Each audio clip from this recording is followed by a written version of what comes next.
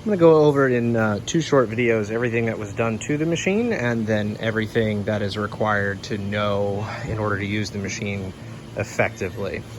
We'll start at the control panel. These are all new switches, and we have some new indicator lights. Like your start button is in fact a light, so it's the same with the stop button, label ready. So this is all new. Then we'll look at the pneumatic system. A couple of these little Kamazi valves were completely gone. This one in particular would not function anymore. It does not depress the valve in here. So 2 of these were bad. We replaced them both in the manifold, and the item numbers for these are in your invoice. So these 2 are new, the bottom 2 are the originals, and the top one is a gang valve. The part number is different. So if you ever need any more of these, you'll have the part numbers for these, and then this one, you just take the 2 top bolts out, and the part number is right there. And then at the back of this panel, you'll see all the rest of the pneumatic system that we replaced. The old system leaked a little too much, and it also was a different voltage than what our PLC can control. The one on the far right does the labeling cylinder, the cylinder for pushing the bottle into the labeling head. The one to the left of that sends air to the manifold when you enable the capping station. The one to the left of that sends air to the cylinder for the cap gate to allow another roll of caps to fall down into the hopper. The one to the far left of that allows the impulse from the timed air impulse from the cam guide here. It will enable that to go and let a cap fall down. This way you don't send caps when there isn't a bottle. So when the computer sees a bottle present, it will allow this air impulse to go through and let a cap blow down into the capping station and be deposited on it. So that covers all of the pneumatics.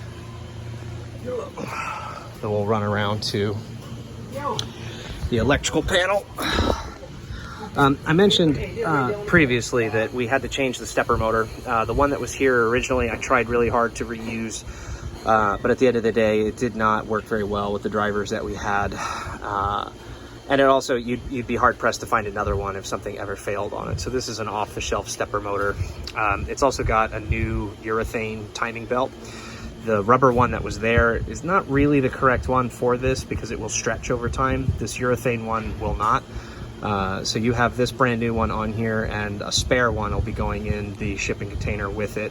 Also on your invoice, you'll find the part number for it, should you ever need to order more of those. These should last several years each, so you should be fine there.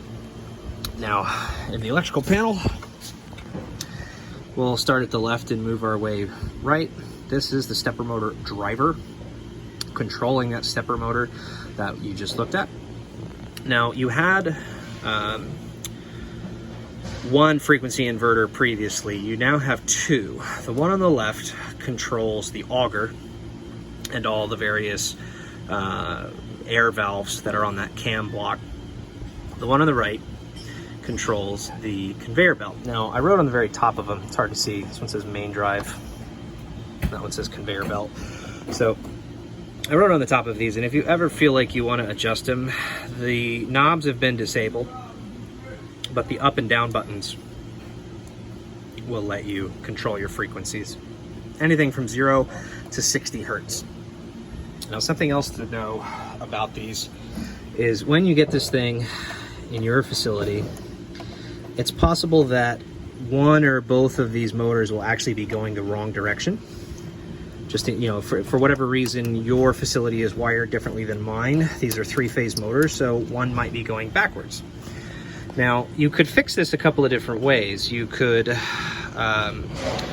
change the wiring in the plug. You could change the wiring down here. I wouldn't recommend that. The easiest thing to do will be to pop this face panel off. You'll notice that if you take this out so it's easy to see, there are 2 wires here. One of them goes into common. This one currently goes into the reverse pin.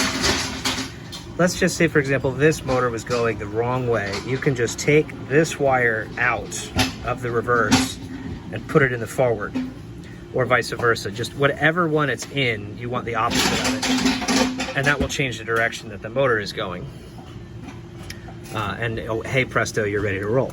So we will put that back in, put our cover panel back on.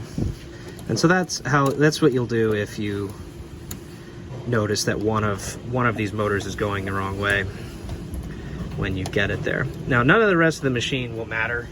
It won't care if it's wired backwards or whatnot. This power supply won't care.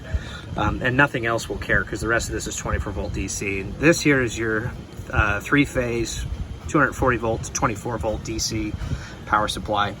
It has a circuit breaker to the right of it. Nestled in the middle is a 5 volt power supply, which is feeding the PLC, the relay block, and the stepper motor driver, the control side of it anyway. Over here, this is a contactor, which is commanding the 2 inverters to run. And to the right of it is a fuse block, and the fuse block takes care of the heater, the foil heater. Other than that, there's not that much going on. These 2 blocks are snubber capacitors. These are coming off of a couple of the switches that turn air valves on and off. Those coils could potentially send voltage transient into the system, and it might mess with the computer. So these are just here for noise suppression. Other than that, I think that covers all of the work that was done to the machine. And in the next video, I will go over how to operate it.